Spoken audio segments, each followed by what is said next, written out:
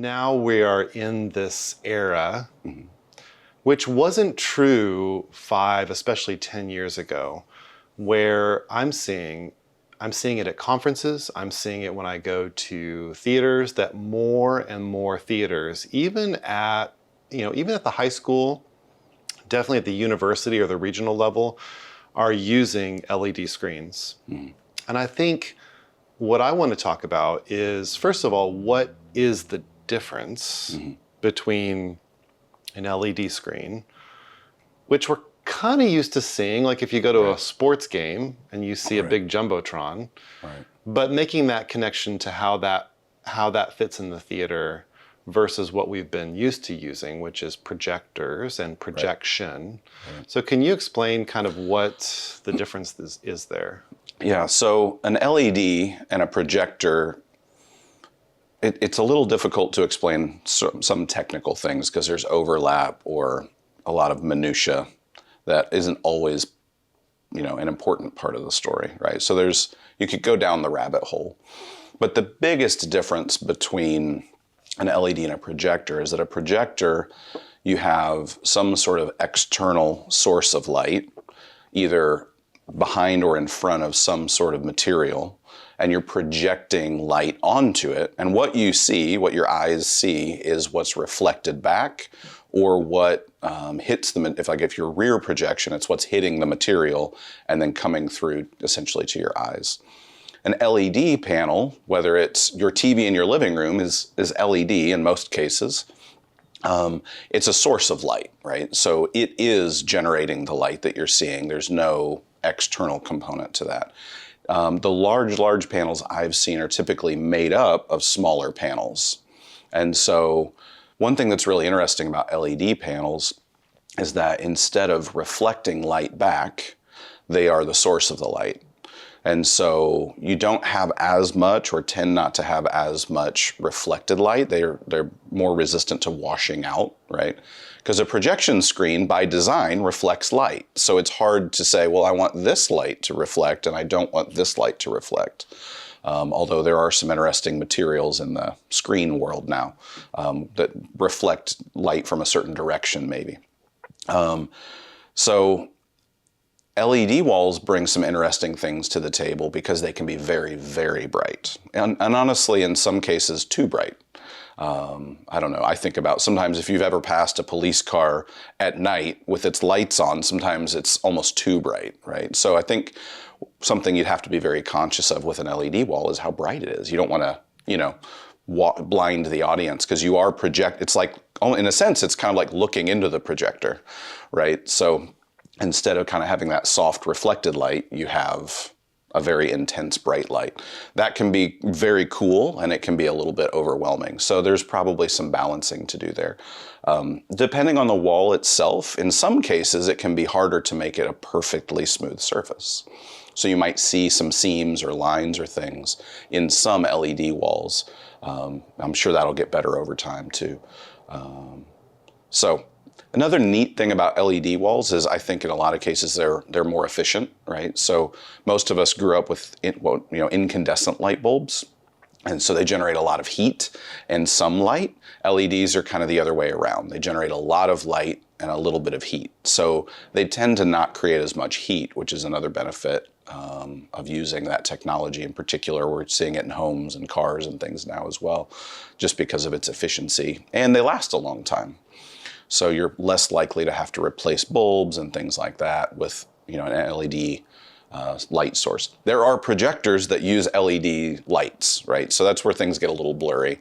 You can get a projector that uses LED or laser to generate the light. And so that changes things up a little bit versus like an incandescent light-based projector. So it's a fascinating subject. You can really learn the basics and probably know what you need to know, but you can also, the experts go way down the technical rabbit hole and learn a lot about materials and light projection and angles and all of that. So, yeah, it's probably worth mentioning that one of the biggest jumps too, especially when you move into things like laser projectors, as opposed to the old bulbs, is that now all of a sudden you're going to get 20, 30,000 hours out of this thing because it's not a bulb that needs to be replaced. After a you're couple literally thousand, using it for its lifetime, Right. and then it's done. Right. But that lifetime is, compared to what a bulb would give you, is just way longer. And some projectors are kind of like printers, right? Like you can get a good deal on the projector, you can get a good deal on the printer, but the toner, the ink, the bulbs can be very pricey.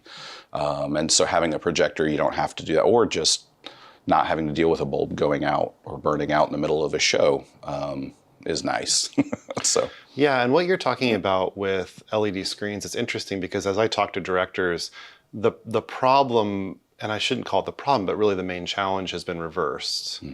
Because for years and years, we've talked about how can we get this thing bright enough? Because we really want that projector light to compete or contend with your stage lighting so that your projection image is not getting washed out, like you were saying. And now, with the introduction of LED screens, that problem is gone. They're plenty bright. In fact, in a lot of instances, like when I first started working with this, there was a ballet director out of Texas, out of Dallas, who would contact me, and he was doing it outdoors with an LED screen. And so the projection image is beautiful and wonderful and colorful and saturated and everything that you want it to be. But he was saying to me, but I'm losing the dancers. The dancers are going away. So you actually have to temper it or dim it down. But in some ways, a good problem to have, because now you have control of that. Now you're not fighting, or struggling so hard just to get it bright enough that you don't lose that image. And the great thing too is that projection is still here. So it now becomes an artistic choice. It's not just technical. I mean, some of it right now, just to be honest, really is expense too. Not every school especially is going to be able to have the budget to be able to build a psych-sized LED screen. That's where things are going. Those will become more available with everything technology-wise. The prices are going to continue to come down and down and down. One thing it's done is that projectors have come down and down and down as LED has come in. So that's good too, because the kind of projector that you can get now versus 5 years ago, I mean, they make, and I'll just say that they make this Christie projector. Christie, of course, was making all these big, large venue projectors that, I mean, they would cost you hundreds, not hundreds of thousands. They tens could. Of thousands, tens of at thousands least, of dollars. But now for $3,500, you can get a 5,000 lumen ultra short throw projector in your space, which ultra short throw meaning that projector can literally sit a few feet away from your screen and throw up a 30-foot image, which is brand new to be able to do that. And we talk about this a lot, but obviously the closer that projector is to your surface, the brighter it's going to be, because it's just not fighting with other light that's coming from other different directions. So I guess all this to say, it's just an exciting time as more tools and more technology come in. One of the things that I love about all of this is that the technology will continue to grow, but what seems to happen when technology gets better is that it just makes amazing things possible for more people. So then, what would have been impossible for a high school or a middle school 10 years ago is now becoming more possible. And I guess it kind of goes back to that Walt Disney quote about, anything you can imagine can become a reality. And that's what I love for directors, for storytellers. Now they can tell these stories in a lot of new ways. And it just kind of breaks them out, maybe of some of the, I have to do it this way, and they can start not only dreaming bigger themselves, but also really opening up that for their students and saying, no, we really can do something at a pretty high level now, and challenge them to come up with a fresh take or something that really could, produce something really original on the stage. Yeah.